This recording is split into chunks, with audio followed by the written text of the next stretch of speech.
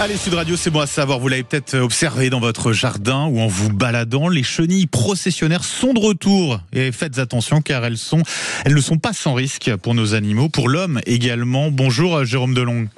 Oui, bonjour. Et bienvenue sur Sud Radio. Vous êtes le gérant de l'entreprise Aude Nuisible. Vous êtes basé à Narbonne. Alors, ce qui est dangereux, faut le préciser d'ores et déjà, chez les chenilles processionnaires, ce sont leurs poils urticants. C'est ça qui est dangereux, Jérôme Delong.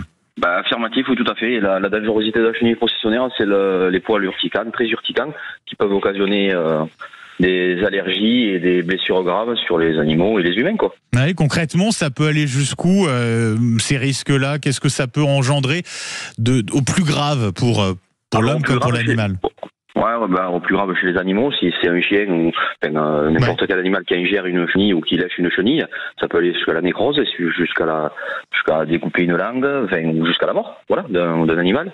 Et pour l'homme, alors ça c'est pour l'animal, pour le chien notamment, on y pense, il faut faire très attention. Pour l'homme, ça peut être très dangereux aussi? Alors après, pour l'homme, moi je dirais, on est quand même, les adultes, on est quand même assez grands pour ne pas s'approcher, ne pas toucher les chenilles. Maintenant, faut faire attention pour les enfants.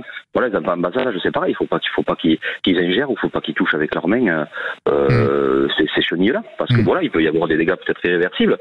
Donc moi, comme je dis toujours à mes clients, quand on voit une procession, on n'approche pas. Voilà, on laisse et on n'essaie pas de les écraser non plus.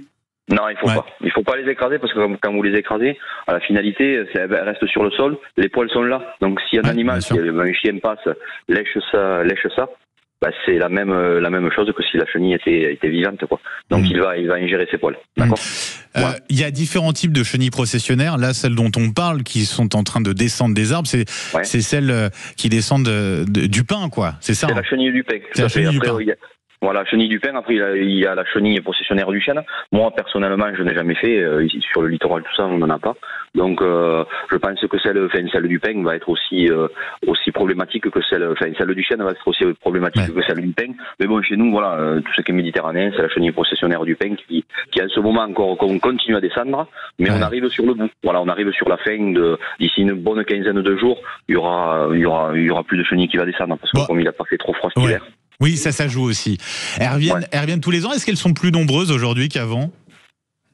Ça dépend des années, d'accord. Si nous on est toujours, c'est l'année d'avant, c'est le printemps d'avant, c'est-à-dire au niveau du mai-juin quand les papillons sortent de terre, d'accord, c'est là où ça commence leur cycle, les papillons sortent, ils vont pondre, les femelles pondent et les mâles fécondent les œufs, donc ça commence à partir du 15 mai à peu près, donc et tout le mois de juin, donc là des fois on peut mettre des pièges pour essayer d'attraper les papillons, d'accord, avant qu'ils aient pondu, et après, si c'est un printemps qui est pluvieux, un mauvais printemps, l'année d'après, c'est-à-dire en janvier-février qu'on commence les chenillages, il y a des années où il y en a moins que d'autres. Maintenant, cette année, pour moi, c'est une année normale, c'est-à-dire j'en fais depuis le fin janvier, début février, je fais de chenillage, donc ça fait 2 mois où tous les jours je fais de chenillage. Voilà. Oui.